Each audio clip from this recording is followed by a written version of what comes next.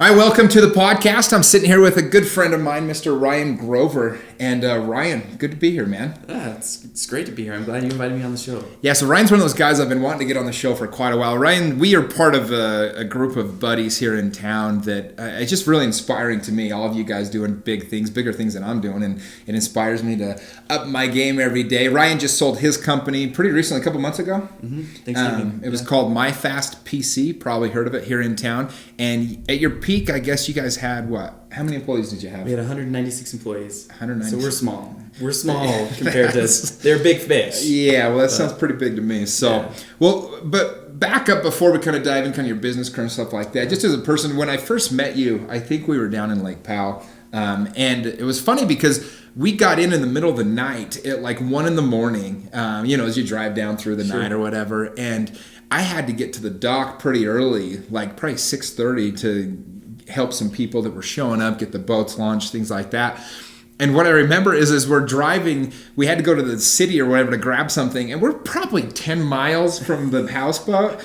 And dude, I see this dude in these like short shorts just running, like sweating like a banshee, and it's you, dude. You'd been running basically 20 miles that morning or something. Yeah. Just woke up. You gotta stay on top of it, man. Well, and that's when I really was like, okay, this guy's special. Like, this guy's got some stuff going on. And as I've gotten to know you more and more, it's really been a pleasure to kind of learn from you. I mean, you're a couple of years older than me, and I've really kind of looked at you as somebody that's doing a lot of things the right way. But back us up a little bit. Like, where did this come from? You got like, an amazing work ethic. You're an amazing person in all these ways. What was it for you? Give us a little bit of your background, and how did you kind of become who you are today? That's a great. I know it's a loaded question. That's a great question. How did I become what I am today? Well, thanks so much. It's very kind of you. I mean, I actually remember going down on Lake Powell trips and having a blast with you. You put on a good time. But I mean, I just try. I think over the years I've learned. I think the key difference between people who are successful and people who are not is just discipline. People that are not successful look at people who are disciplined and wonder what it is that they're doing differently with their lives. And generally it revolves around maintaining structure and forcing yourself to do things that you don't want to do necessarily all the time. So for me, it's just running. I like to run in the mornings. I like to challenge myself and push myself outside of my realm of comfort.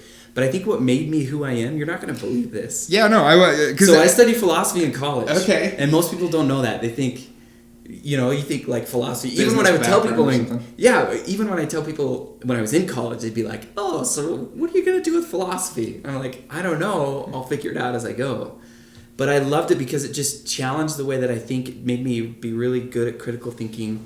It helped me with problem solving, and it wasn't like academic bulimia. I feel like college nowadays. If you're in college, drop out while you still can. If you're close to getting your degree, there's always time to go back and get it. But no, I mean, I loved it. I love this idea of why do you believe the things that you do and assert that, and have problem solving skills. Because basically that's all you do every day as a business owner. Yeah. I just show up and solve problems. I'm like, okay, what's the problem today?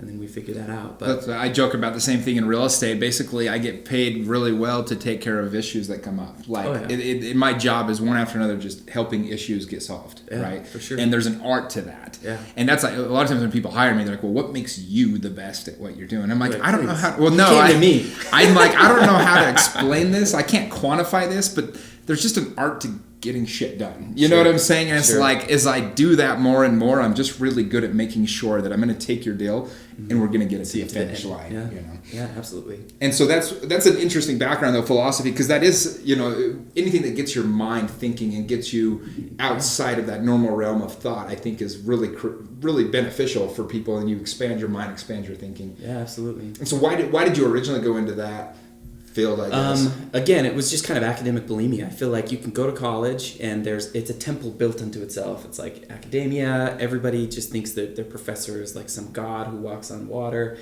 And like a perfect example, you go to biology, right? And we learn about the Krebs cycle. And you study and you're like, okay, ATP, I need to learn all of these things. So you go to class, your teacher says binge on all this information. So you binge, you take the test, you purge it out, and 2 weeks later, you're done. And you never remember that. But philosophy was something where it was like, why do you believe that way? Why does that matter? Why is that important? And I have a little bit of a gift of BS, so I could go in and BS my way around stuff too. but it was something that stuck with me. Even years later, I can go back and think and be grateful for that. Those lessons that it taught me, how to be a critical thinker, how to think things through. Like in today's world, I mean, we live in a bipolar, not a bipolar, but a very bipartisan world, and everybody comes from, you're either left or you're right, or you're you're an idiot, or no, you're an idiot, or no, you're an idiot. And I think a lot of times I can look at stuff and just say, there's some BS there, but there's some good there, and kind of take those things and run with what I like. So it's probably helped you a lot in business as well, though. Sure. And how did it change the way that you managed your employees? I mean, you had a large organization. And, yeah, absolutely. You managed a lot of people. Managing people is tricky because, I mean, you just have so many different personalities, and there's egos and office politicking and all of that crap. And for sure, like just being able, I think what's helped me more than anything in my business career is I mean, this is kind of, I'll lead this up. I'll tell a story about my brother Brandon. Please. We did door-to-door sales way back in the day. I mean, we started with Orkin and Eclipse Marketing, which if you know who they are, you're as old as I am. But that was before you had Apex, which then became APX, which then became Vivint. I mean, it was like way back in the day. And we started working for this group. And my brother got recruited by a company called Preventive Pest Control, and he basically built their office. When I came back from my mission, I went and sold with him, and we came back. And at the end of the year, they had these parties, right? Every year, it's like, let's get all the guys together. We'll go to Lagoon, which again shows how old we are, because back then it was like, Lagoon was rad. Hey, Lagoon now. The new ride at Lagoon is amazing, by the way. Have you been on it? The new It ride? is awesome. Hannibal is amazing. I thought I was falling out of my chair. Yeah, I freaked out. I screamed like a little girl. Yeah. That's fair. Yeah. But so he goes up to Lagoon, and I wasn't there, but a friend of his brought a girl down from Rexburg, and she was really cute. And he started flirting with her, and it was like, okay, we're in this weird scenario where there's this big group, and there's this cute girl, and my brother's trying to kind of make a move, right? And someone had brought up sales, and they're like, Brandon's an awesome salesman, and by the way, he's one of the best salesmen that I know. So the guy was like, look, I love door-to-door sales, don't get me wrong, but I just don't like that you have to lie sometimes. And my brother Brandon was like, I never lie. Ever. And the guy was like, well, sometimes you have to. And Brandon was like, no, I will never lie to get an account. And the cool thing about that is that's what stood out in Megan's mind, is here's a group of guys, alpha males, right? We get in a room and we want to be the big kid on the block. We want to be that dude. And my brother was like, no, I'm never going to lie. And that's what stuck out in her mind, and they started dating, and they later got married. Oh, wow. And to this day, I even try to follow that principle. I'm like, I will never lie over anything, not anything big, not anything small. I own my shiz. If I make a mistake, it is amazing how awesome it is to be in a room with employees and say, I messed up. I made a bad decision, and we went the wrong direction, and I'm gonna do better. And I expect that from you. If you make a mistake, don't be afraid of it. Don't be ashamed of your mistakes. Let's all sit in a room and figure out how we make it better. In my career, I've probably hired, I came and spoke to one of your classes. You did, yeah. I was teaching at UVU this in the business school last semester, and they wanted me to read out of the book How to Prepare for a Job Interview. Sure. I'm like, this is stupid. I'm going to bring one of my friends in that's sure. like interviewed 500 people in their career, and you came in, and by the way, everybody was like, they were getting a Yale education at UVU, so I appreciate that. So I go into that class, and I was just talking. I'm like, look, like I probably interviewed 500 people and fired 500 people, and it's amazing how often you can bring an employee in, and if you have an honest, genuine relationship with that employee, they'll thank you. You can fire them and they'll thank you because you bring them in, and there are things that you learn as you go through.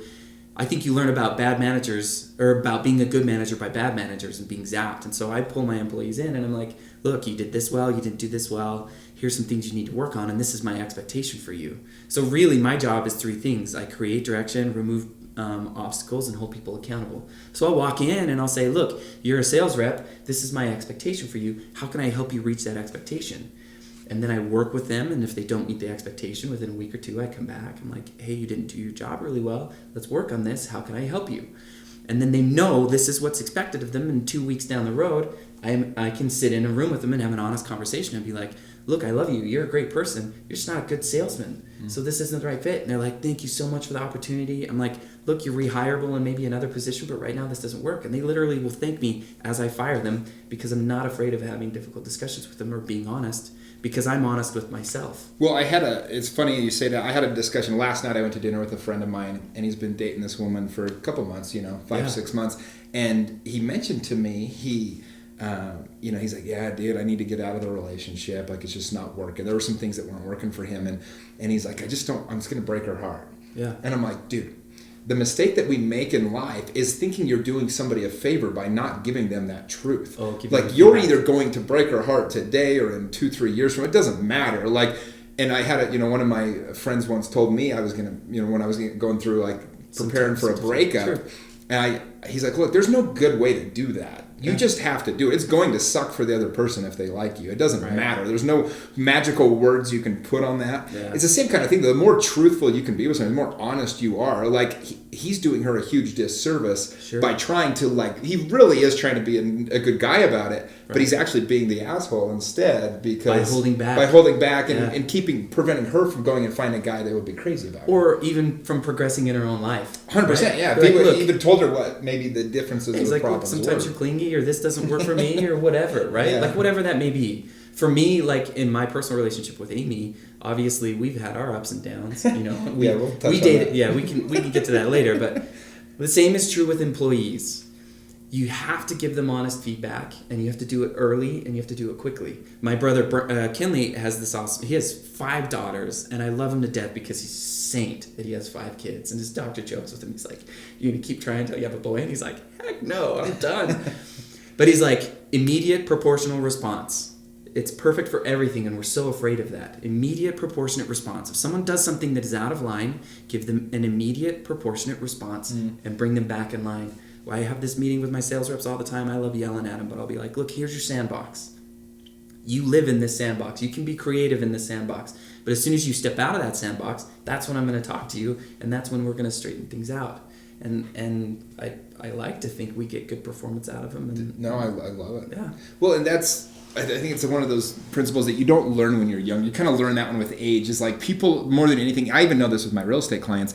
If I call them and just give them the news, good news, bad news, or no news, they're happy. Yeah. It's when they don't hear from me or I'm not giving them the accurate information to make the right decision that they would get upset. So my number one rule with my agents on my team is we get back to people and we give accurate information. If their house is too high, we tell them. If they need to fix something in their home in order for it to sell, we need to tell them. If we're showing a house that's going to get 8 offers and they want to offer 10 grand below asking price, it's our job as the realtor to say, look, that's not going to work. Yeah. And anyway, it's a lot of the discomfort that comes, those rewards come because you're willing to tackle those issues and kind of eat the frog, I guess you could say. But, well, I do want to touch base because you recently got married as well. I did. A lot of life changes for you, bud. I did, yeah. You're kind of growing up on us all at once. I'm pretending for sure.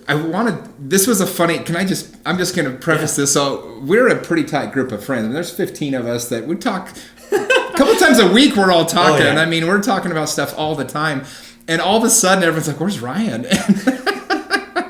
And one of our friends is like, you should probably call him. It's not my place to say.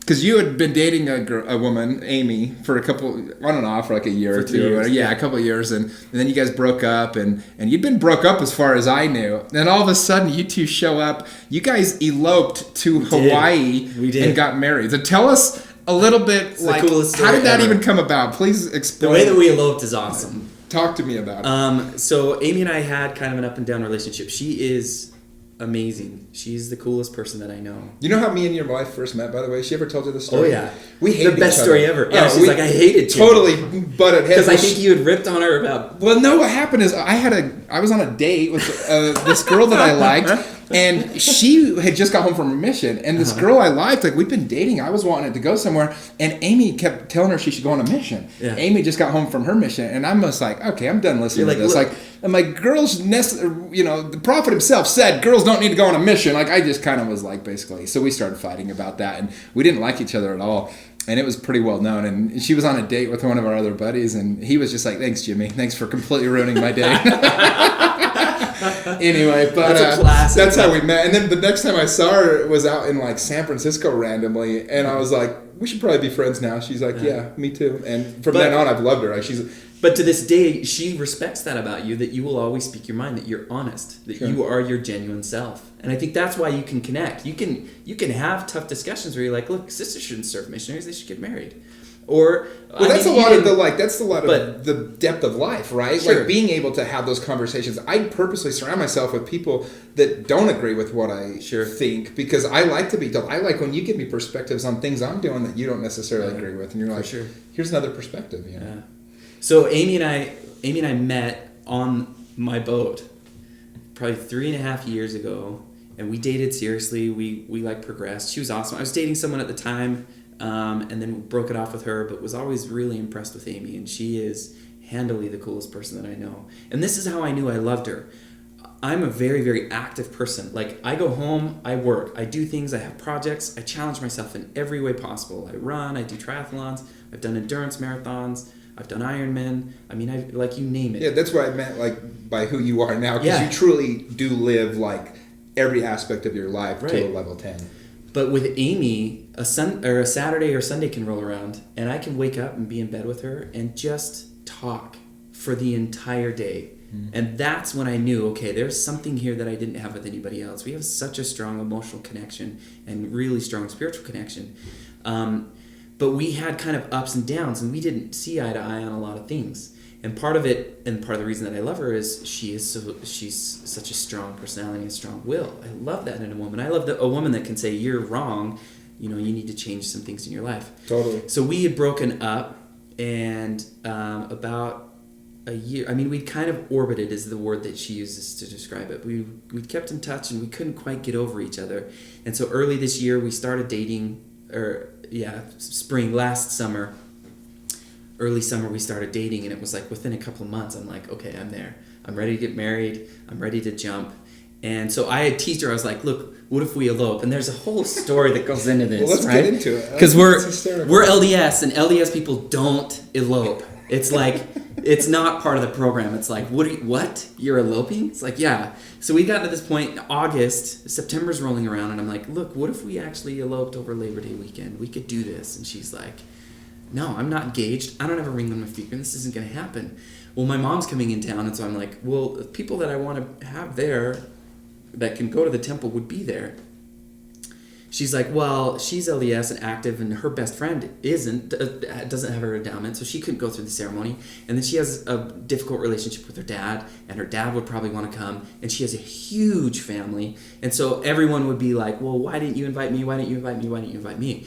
So we get closer and closer and closer, and Sunday rolls around, and I'm like, okay, it's Tuesday before Labor Day weekend, and we're in church, and the bishop was like, look, if you need a recommend, come talk to me. So I'm like, look, let's just go talk to the bishop. So we go talk to the bishop, and it's this awesome classic interview, because he's like, do you guys have a temple date? And we're like, no. He's like, are you guys engaged? And we're like, well, not technically. He's like, well, we don't do a living ordinance recommend until you have a temple date. And Amy was like, if you tell Amy no, she's like, sure, watch me. Yeah, the bishop. So she's like, well, look, just sign the interview or sign the recommend, and if it works out, it works out. If not, great. So then a couple days go by, and it's like Thursday when we would meet with the stake president. So we go in and meet with the stake president. We still have the recommend. It isn't signed. We don't have a temple date, but it was like Thursday afternoon. We're at Thai Drift eating, and I'm like, we could do it this weekend. If you had it all your way, what would you do? Wait, as of that Thursday, you guys we still hadn't proposed. I still didn't have a ring. We still weren't engaged. So Saturday is like less than 48 hours away. Yeah. So she calls the temple in Hawaii. We're at lunch, and I'm kind of mumbling up all the details. Dude, most people can't decide to go to a movie in this short of a time. Seriously, and we planned a wedding. You have to get a marriage license. There are all these details. You have to reserve the temple. So Thursday at Thai Drift, I'm like, we could do it this weekend. I'm like, if you had it all your way, what would you do? She's like, well, I would do it maybe where we could have your mom come, or maybe in Hawaii, and then nobody's invited. And I was like, let's do it. Let's make Hawaii happen. She's like, okay, cool. So she reserves the Hawaii temple at 9:00. So we go through this whole process. She gets everything in line. We go visit the stake president, and it's a classic event, because the stake president's like, wait, you're getting married this weekend? We're like, yeah. And your family's LDS? We're like, yep. And they know about it? We're like, yeah. And they're okay with this? And we're like, yeah, totally. And they're like, and you're not having anybody come? And we're like, no.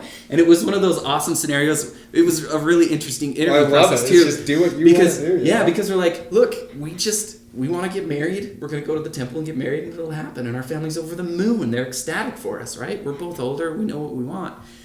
So he finishes up to do interviews and brings us back in, and it was like total wrong advice, because we're in a young singles ward that's technically attached to the college, although most people are graduated. Sure. And he gives us college graduate advice. He's like, I'm going to tell you 3 things that I told my wife when we got married. He's like, I can't promise you that we're going to be rich. In my mind, I'm thinking, do you even know me? Like, I have a company. I've been running My Fast PC for 6 years. I'm like, check the box. And then he goes through all of this advice. And then he finishes up. He's like, do you even have a place to live? I'm like, I own a house. Yeah. Like, we've got all of this stuff taken care of. I'm surprised he wasn't like, are you sure you don't want to plan this between semester breaks? So it's not going to throw off your... I mean, are you going to be able to get your finals done? So... yeah, I mean, whirlwind. We flew out. We caught the last flight Friday night to Hawaii, flew in. We had the girl, we met an agent for the state who took our license home with her that night. So we drove to her house at 10:30 so she could sign the marriage license so we could get married the next day. I mean, it was like this. There are just so many funny aspects to that story. We didn't rent a car, so we were Ubering all over. And then by the time we finally rented a car a day and a half later, we just parked at the Four Seasons Hotel and never left. Yeah, so it's like, sure. I mean, it was just awesome. It was so, so cool. There are so many moments that just stand out as well. What was one specific thing, the maybe moment that just kind of sums up that? Because it's such a unique story. That's why I wanted you to share it. And it's Sure. such a cool, it kind of explains you guys. Like, Yeah. But I love the idea of like, I think too often in life we attach these rules to our lives, right? Like Sure. we have to do things a certain way. Yeah. We have to have this in line, or these people have to be invited.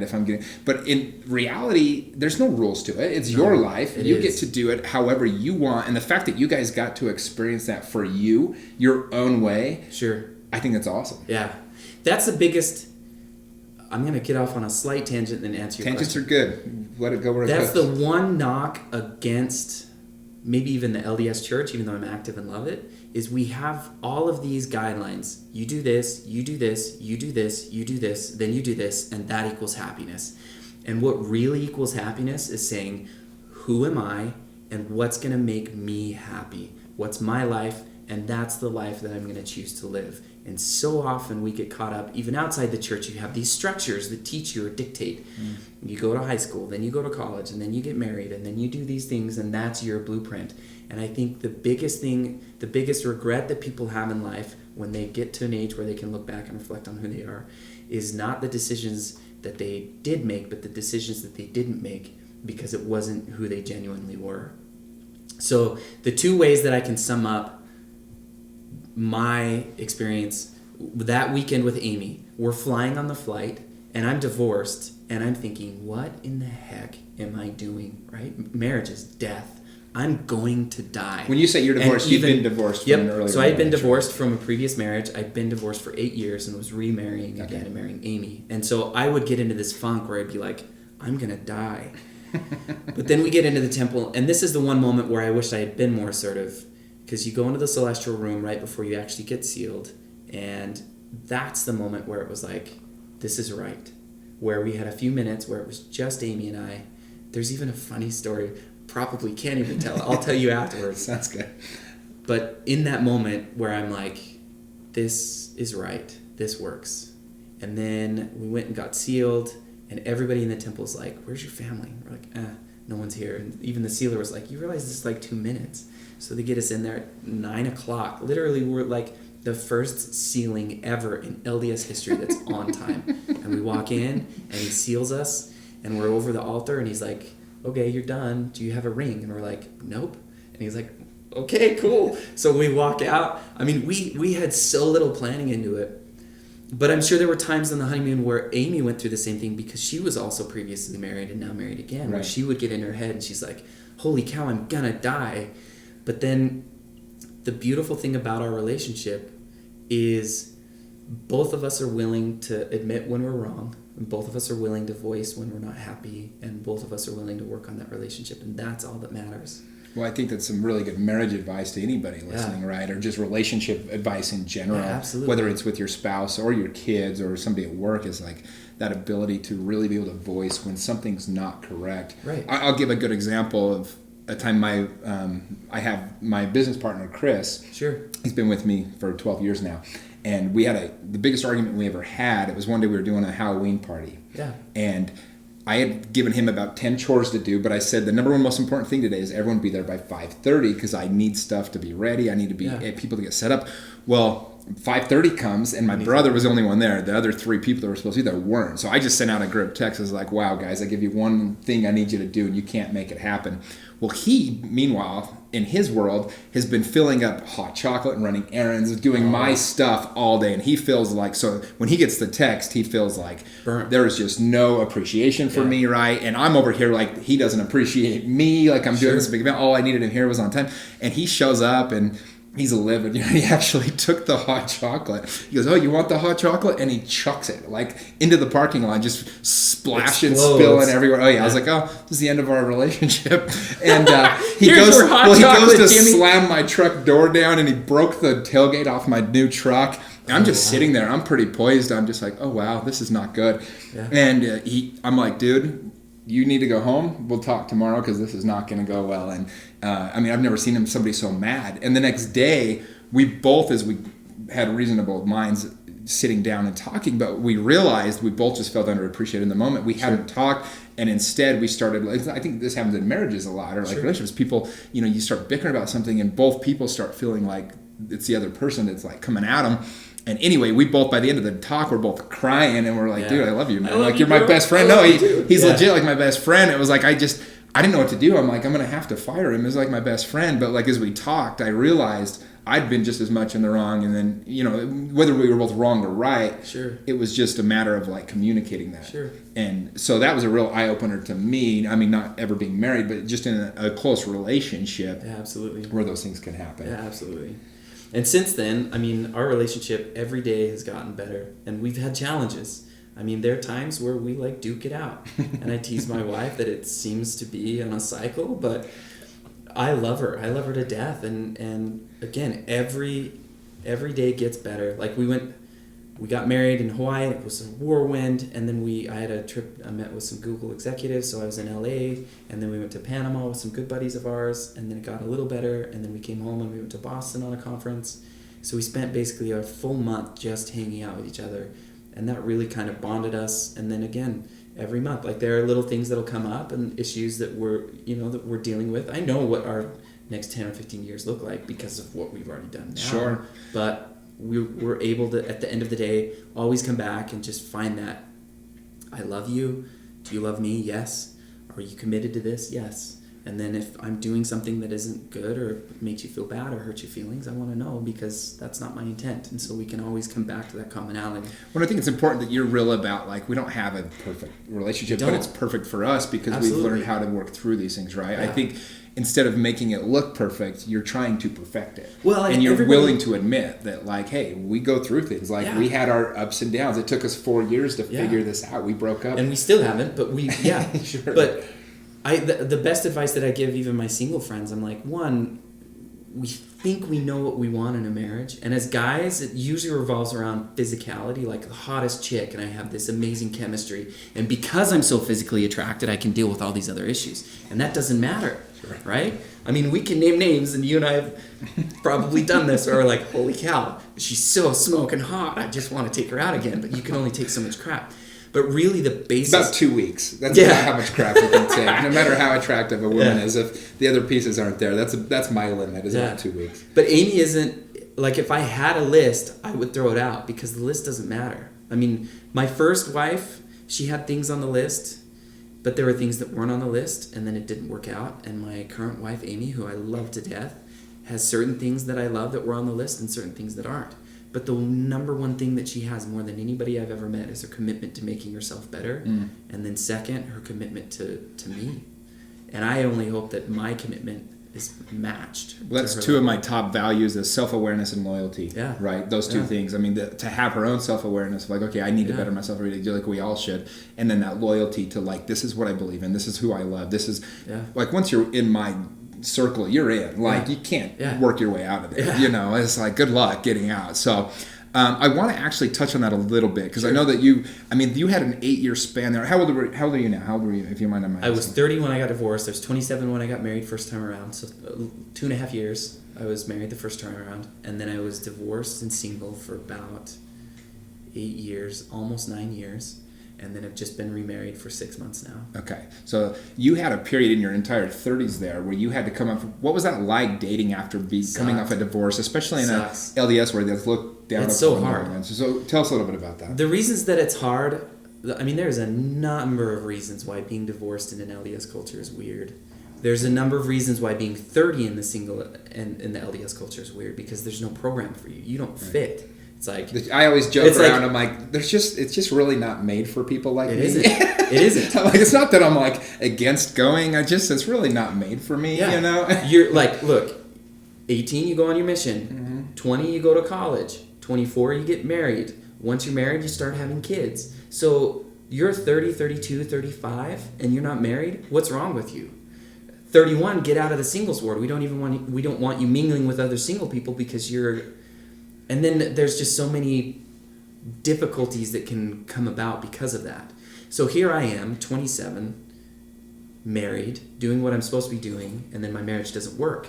And there's all these stigmas associated with that, right? What's wrong with you? Why didn't you work? What's your commitment issues? I mean, you name it. Inside the church, do you have a pornography addiction? Are you cheating on your spouse? What's going on there? And there's a whole myriad of issues that my ex-wife and I had to work through that we just couldn't at the end of the day. So I go to a singles ward again. I'm 30, and it's like everybody in the singles ward is chasing something that they think they know they want, but they don't know what it is. And I had a hard time. I mean, there have been times in my life where I'm like, I don't want to go to church today. I don't want to deal with that crap. But, I mean, I love the LDS gospel. I don't know if we want to talk about that, but I love the church and I wanted to work through that. And so I just kind of was like on the fringe, kind of sticking around. And I think the part that I wanted to kind of touch on is like, I mean, there was a lot of, obviously, uncomfortability there. There was a lot of challenge. And I think one of the things that people pull out of this podcast, whether you're LDS or any religion, doesn't really matter, is when life doesn't go the way you plan for it to, right? I mean, so what did you do to get through that? And what became your why, I guess? How did you work through that as hard as that was, I can imagine? For me in the LDS church, I love people that have doubts. And inside the LDS church, there's not a lot of room for doubt. There isn't. It's like we go to... Yeah, you're a philosophy major. That in and of itself is a little unique. Yeah, it's telling how I approach the gospel. My favorite people inside the gospel are doubters. Doubting Thomas. Peter denied Christ 3 times. Freaking outside the church, you had the prophet Muhammad, who led and is the head of an amazing religion. After his vision with Gabriel, do you know what his first thought was? I'm crazy.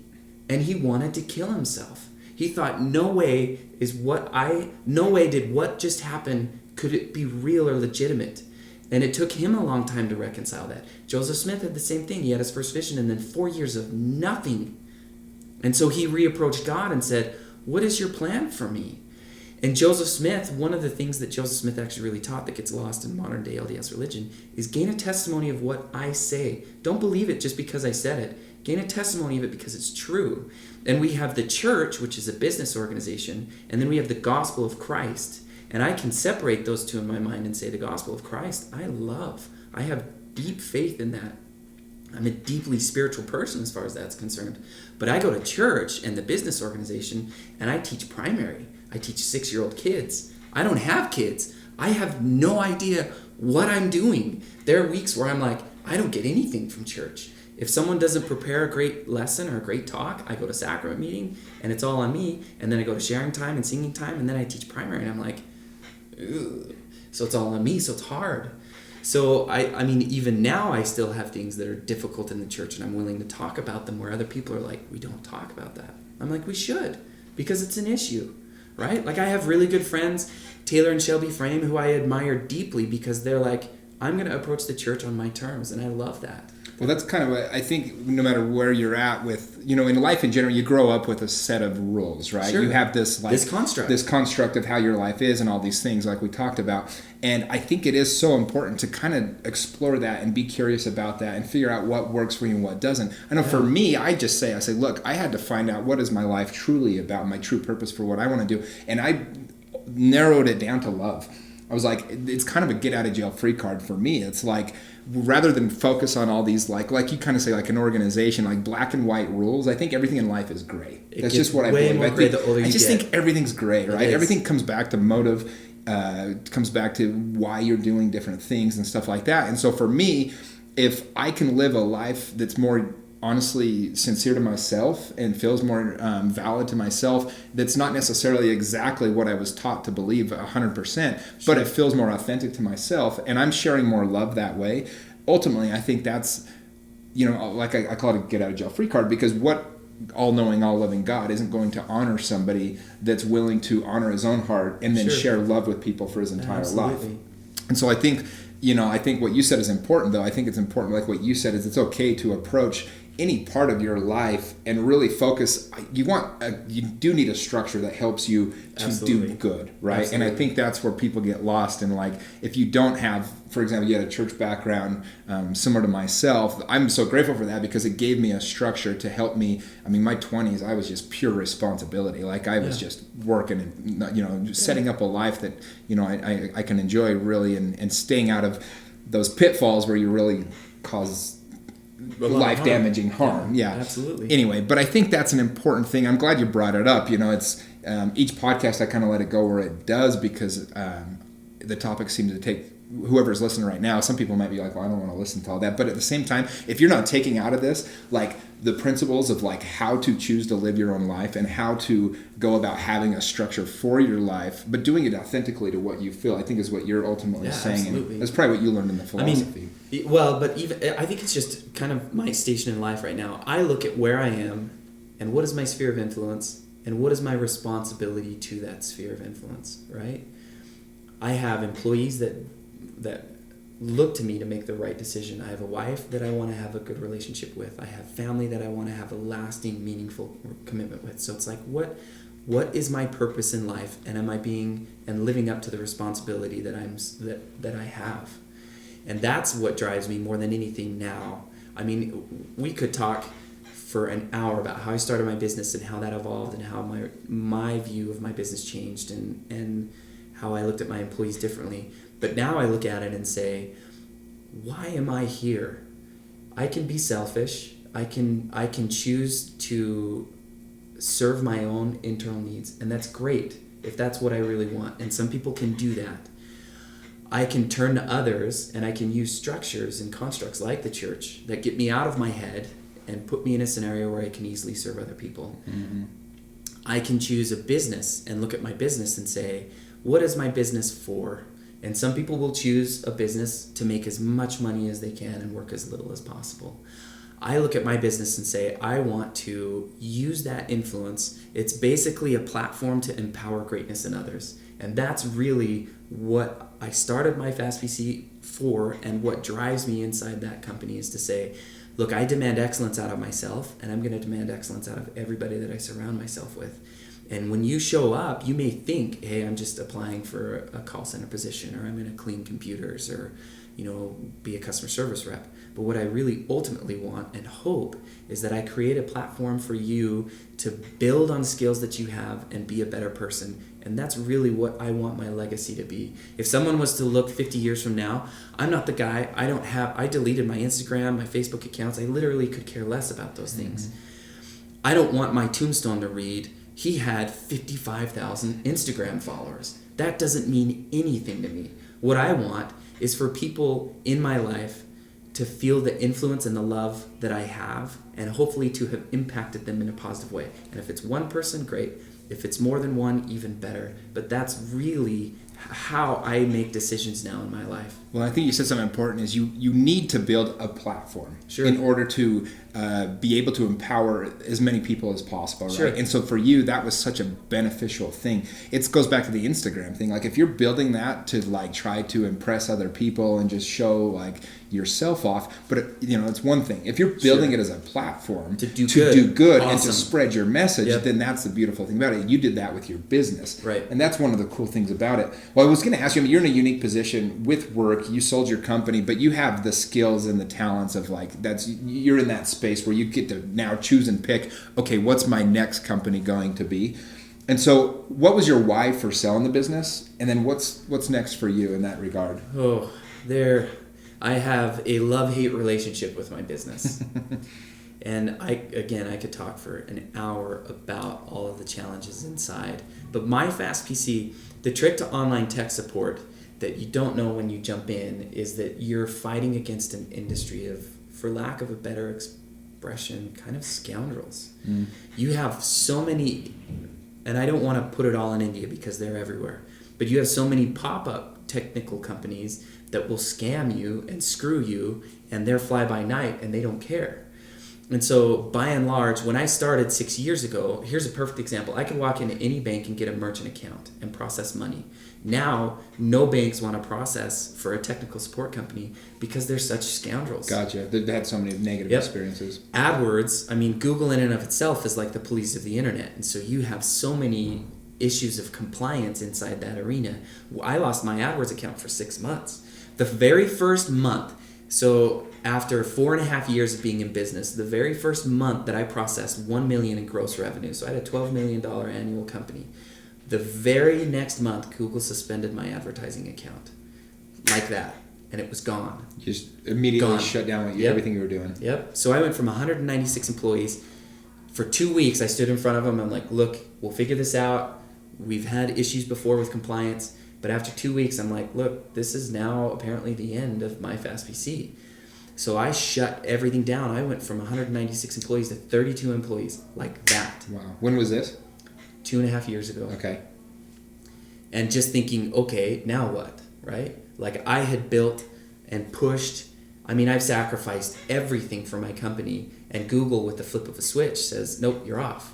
And so it's a really interesting story how it all came back online. But I had the foresight for 3 years to try to build a recurring monthly subscriber base. So at that point, I had 13,000 subscribers, but I had no way to build new subscribers. So it's like, look, if you can't advertise online and you're a break-fix company, if your computer breaks, you go to Google, I need help, my advertisement pops up, I service you, I can't do that anymore. So for 6 months, we're like, okay, let's pivot. And it's a crazy story because I was actually in New York City with Amy, and it was my birthday. It was almost 6 months to the date from when they suspended us. It was like August 27th. And you're just treading water at this point? We're just watching a diminishing asset. And growing a business is way, way more fun than shrinking a business. Yeah. So we're out in New York, and I get this email, and we're in debates. You know, we could sell off the membership, the subscriber base. There are a lot of different things that I could pivot into. I had people, reaching out to people in private equity, people with venture capital, just my whole network, and saying what's available to me. And I get an email from a Google rep, I think his name was Brian, and he's like, hey, your company came across my desk and we'd love to partner with companies like you. We work in fast growth industries. We work with like Nike and Patagonia and all these people to help really increase their ROI. He's like, I would love to jump on a phone call with you and talk about possibly partnering with Google. And I'm like, Amy, what is this email? Because it's like Brian@google.com. Yeah, I'm like, you can't like fake that, right? Yeah. You can't fake that. So I call him up, and he's like, gives me the spiel. He's like, how does that sound? I'm like, it all sounds great. There's only one problem. He's like, what? I'm like, you suspended my advertising account. He's like, really? I'm like, yes, 6 months ago. He's like, what was the reason? I'm like, no one will tell me what the reason was for. I just found myself in the black box or in the penalty box, and I'm out. And he's like, well, let me make a few phone calls and see what I can do. I'm not going to promise anything. And I've heard that from everybody for 6 months. So I'm like, yeah, don't believe it. So I'm stressed out of my mind, still trying to figure out how I'm going to pivot, how I'm going to take care of our employees, what the future holds. So I'm up. I couldn't sleep. So when I can't sleep, I play chess online. Okay. It's like this little thing that I do that helps me activate my brain and challenges me. So I'm getting beat up in chess, and sure enough, this email comes through, and it's Google. It's Google. Okay. Dear advertiser, we've unsuspended your account. We apologize for any inconvenience this may be because we know that online marketing might be a huge piece of your business puzzle. If you want to talk to us, here's a number you can call. Here's a link you can follow. It's like 2 a.m, and I'm like, holy crap, what just happened? Yeah. So I call everybody. I'm like, Google unsuspended our account. So I called Brett Skousen, my COO. Amy's on board. I call my mom. I call my brother. I call everybody at like 2 a.m. So then the next day I call Brian. I'm like, what did you do? He's like, I just pulled some strings. I'm like, oh my gosh. I mean, the millions of dollars in revenue that we lost from one decision. Did they tell you why ever? No. They just decided? Yep. Google is big enough that the right hand doesn't know what the left hand does. And so what happens is this industry that I fight against, it's tech support, it's online tech support. So they'll sweep up 1,000 bad websites, and if there are 5 that are good, it's just collateral damage. Got it. So we were swept up, and it took someone 6 months, or me 6 months to get in front of the right person before they're like, ooh, whoops, we'll turn you back on, and here we go. And since then, we meet with Google regularly, and like I said, I actually have flown out and met with several of their regional, and division managers and stuff, and we've got a good relationship. But looking back on it, there are challenges inside the industry that had I known before I started, I would maybe not have started. Like merchants, Google, online reputation, people just out of hand assume that you're trying to screw people regardless of whether or not you are. So that's kind of been my approach to my Fast PC, is just saying, look, I want to build it back up to a position where it's tenable, where it's sustainable. And then at that point, if I can switch industries and get into something, like business process outsourcing, do a call center, create sales and marketing, online marketing for other companies that aren't good at it, that's what I'm good at. And so that's the direction I'm going to go now moving forward. That's beautiful. So it's been crazy. What a cool story, though. Yeah. I love that. Yeah. I love that. Well, dude, this has been a pleasure, man. I think everybody that's listening to this, there's so many little lessons that I've taken out of it. I think people are going to get as well. And I hope. It's been fun to get to know you better over the last several years, and look forward to hitting the lake this summer, dude. Yeah, we'll do it, man. Thanks for having me on. Thanks, I appreciate Ryan. it.